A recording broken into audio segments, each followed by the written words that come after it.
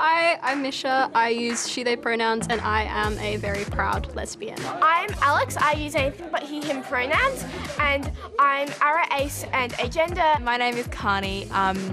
My pronouns are she, her. I'm Ruby. I go by any pronouns just because I don't really care. And I think I'm Arawace. I don't really do the labeling thing, I just kind of describe it. I'm Phoebe. I use she, her, and I'm Misha's proud ally bestie. Meet some of the members of Henley High's Prism Club. So it's a club for queer kids and allies. Where they have like a safe space to just like be themselves really and not be judged and everything really. You don't actually have to worry about people coming up to you and just yelling stupid things or jumping at you and stuff. So everyone's welcome here. We always just chill, have some music on in the background, interact with other people. It's like that Spider-Man. When I first came here, I didn't come to Prism Club because I was terrified that everyone was going to make fun of me, and well, I didn't really know much about myself back then either. And then eventually I saw some of the Year 12s running Wear It Purple Day, and they were like so proud of it, and they were wearing purple and they had like cool earrings and everything. And then I think I went to Prism Club the next week because I was just like, okay, I may as well go. I don't think I'm going to get made fun of. And I brought a few people with me because I was terrified. And I came in and it was literally the best thing ever. And I think I've come back every Monday since. The club also organises school events to raise awareness and show support for other LGBTQIA+ students. Seeing other people come, like being like so thankful that we've done it and so appreciative makes us feel so good. Doing more of this and then more people know about it, and then it's going to get less and less homophobic in schools because you can't really be homophobic towards it if you kind of understand it and why it's important. Recently, they've been putting together pride ribbons for IDAHOBIT. IDAHOBIT is the International Day Against LGBTQI+ Discrimination. So the name IDAHOBIT is actually an acronym which includes homophobia, biphobia, interphobia and transphobia, so discrimination against particular identities, and it's observed all around the world. This is Adrian. He is from Minus 18, an organisation whose aim is to uplift LGBTQIA+ youth. He says IDAHOBIT is a chance for people to connect with that community by raising awareness to the discrimination they face.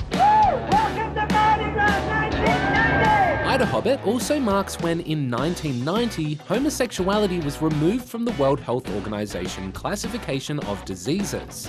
Which is a significant moment in history for the queer community, as it really signals to the world that a person's sexual or gender identity isn't a disease or something to be fixed. Homosexuality is in fact a mental illness. Yep, there was a time when being openly gay was considered a disease. The reason that homosexuality was once considered to be a disease or a mental illness was because it was considered to be a problem, a social problem. It went against moral codes that most religions deem appropriate. It was considered that it was unnatural and therefore a disease, something that could be cured. Making it a disease meant that you could also criminalise it and keep it out of the public sphere. Not only were you sick, but it's something that you could essentially go to jail for.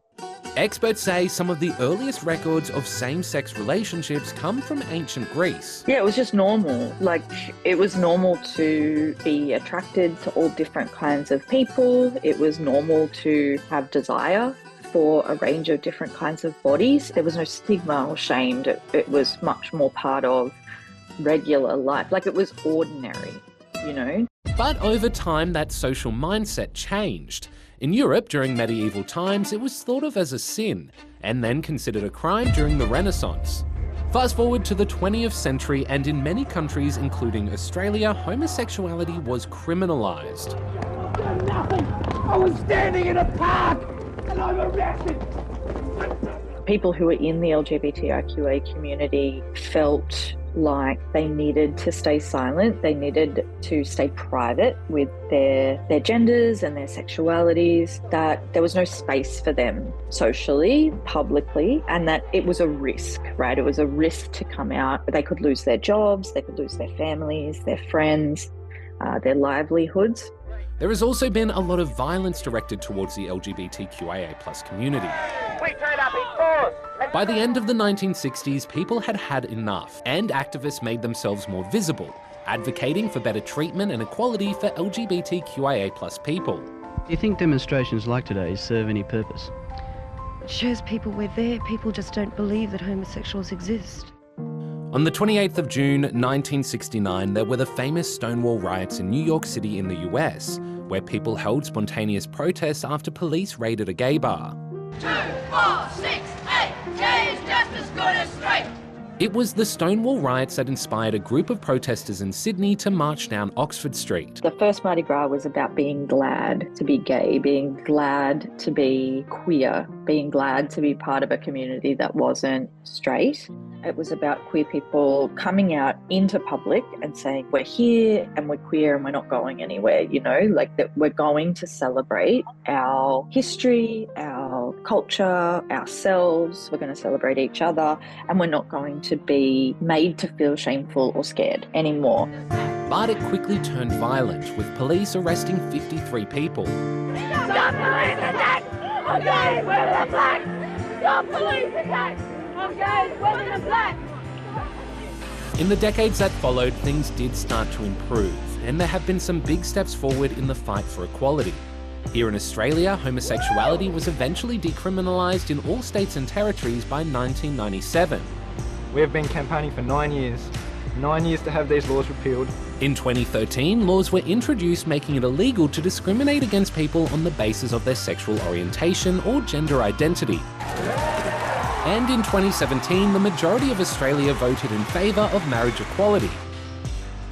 But around the world, many LGBTQIA+ people continue to face discrimination, or feel that they have to hide their identity. And there are still more than 60 countries that continue to criminalise LGBTQIA+ people. Unfortunately, discrimination still exists, and for young people, it's 2 in 3 LGBTQIA+ young people still experience discrimination, and 60% of queer young people don't feel safe at school being out and open. That's even higher for transgender and diverse young people, closer to 75%. It's why Adrian and many others say days like IDAHOBIT are important to celebrate. IDAHOBIT is a good example of people feeling like they can express themselves in all different ways, and you know, I think we just let people identify how they want to identify, and like that's the beauty of language, that we can play in it and you can test it out and practice and see kind of what works for you. Well, I know one of the first things I used to think was that there was something wrong with me, and there definitely isn't. There's nothing wrong with anyone who doesn't know what their sexuality is, what their identity is, and like they're doing their best. But my advice would be to find people who genuinely support you and who you can say out loud, like, I like girls, dude. My hawk is the hottest woman I've ever seen in my life. And they just laugh at me and they're like, okay. Yeah, I think a message to young people, particularly LGBTQIA+ young people, is that although May 17th is one day of the year where we really rally allies to be visible, know that organisations like Minus 18 and many others across Australia operate 365 days of the year for you to make friends or to learn more, and you know, create spaces where you can come and meet another queer or trans or gender diverse person and share that experience with.